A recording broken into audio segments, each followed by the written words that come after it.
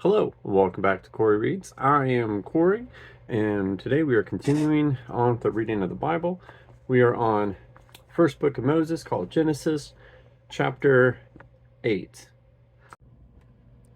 And God remembered Noah and every living thing and all the cattle that was with him in the ark. And God made a wind to pass over the earth, and the waters assuaged. The fountains also of the deep and the windows of heaven were stopped, and the rain from heaven was restrained. And the waters returned from off the earth continually, and after the end of the 150 days the waters were abated. And the ark rested in the 7th month, on the 17th day of the month, upon the mountain of Ararat. And the waters decreased continually until the 10th month. In the 10th month, on the 1st day of the month, were the tops of the mountains seen. And it came to pass at the end of 40 days that Noah opened the window of the ark which he had made. And he sent forth a raven, which went forth to and fro until the waters were dried up from off the earth. And he also sent forth a dove from him to see if the waters were abated from off the face of the ground. But the dove found no rest for her sole of her feet, and she returned unto him into the ark. For the waters were on the face of the whole earth. Then he put forth his hand, and took her, and pulled her in unto him into the ark. And he stayed yet another 7 days. And again he sent forth the dove out of the ark. And the dove came in to him in the evening. And lo, in her mouth was an olive leaf plucked off.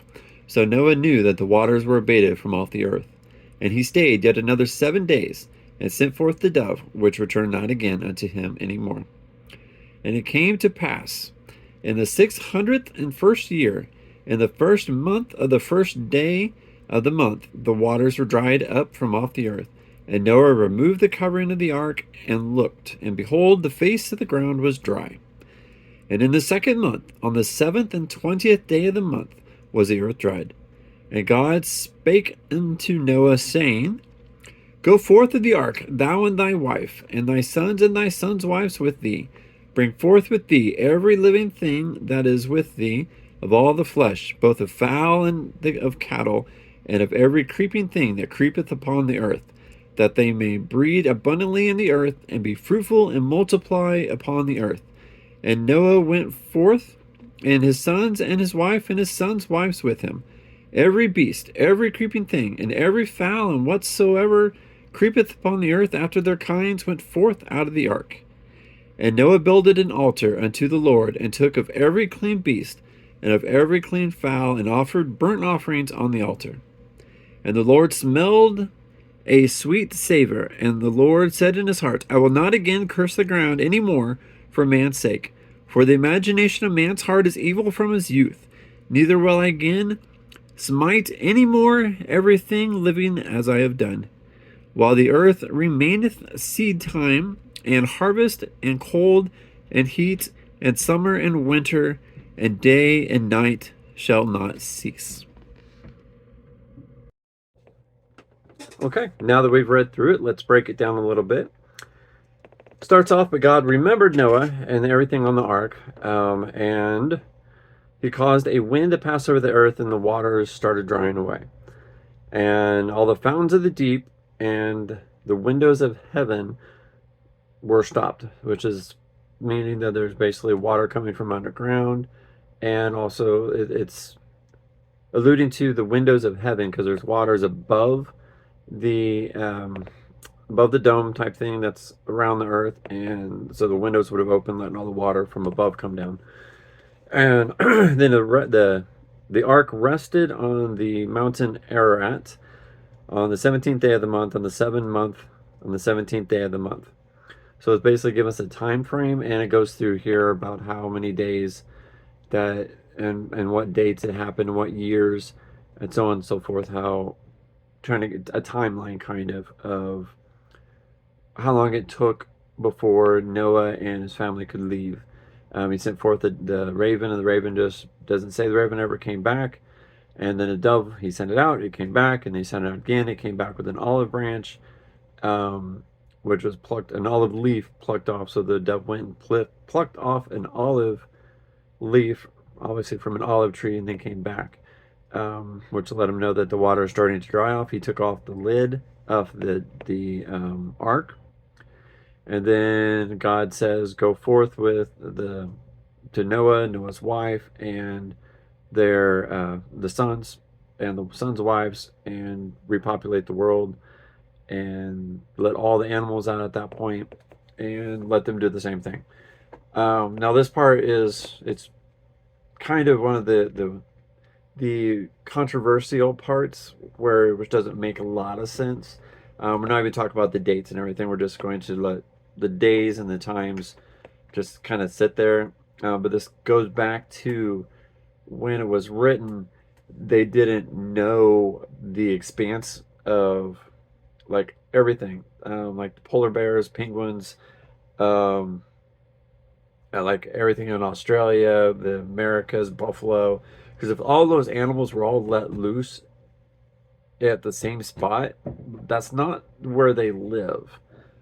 Um, so unless there's some other like a pre-evolved version of a lot of the animals that then spread out and evolved into the current ones, that might be a way of explaining it. But taken word for word as it is, it's not logical based on science and the fact that there are different species like of all over the world. But when this was written, they didn't know about everything else. They believed the world was flat. Therefore, that's how they talk about there's the dome thing around or above. All the land was gathered in one spot, and that was what they thought, that there was very limited on their actual knowledge of the planet. Um, so I mean, this is going off of that and explaining it. It is what it says. The ark landed on a certain spot. They let all the animals out at that spot.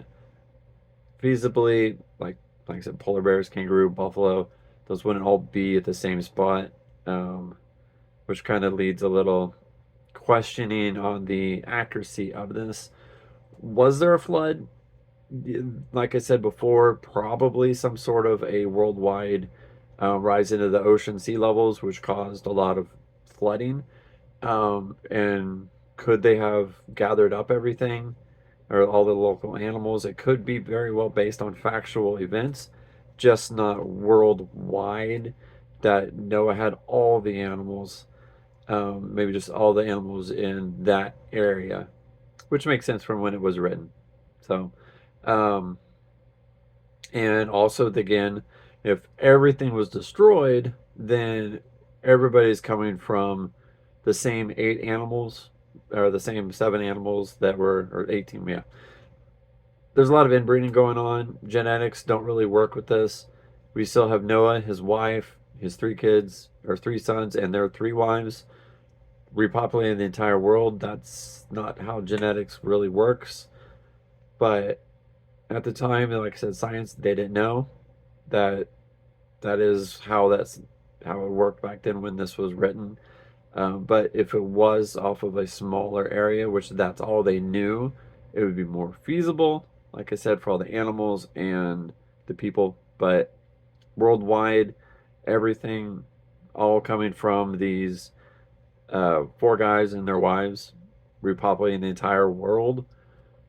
It's one of the more questionables as far as the accuracy, as to whether or not it happened exactly the way that it was said. But that is the end of chapter 8. We're going to try this format going on where I do a read through and then go explain it. See if that works a little bit better. Let me know in your comments. But thanks for listening, and we will do chapter 9 next time. Thanks.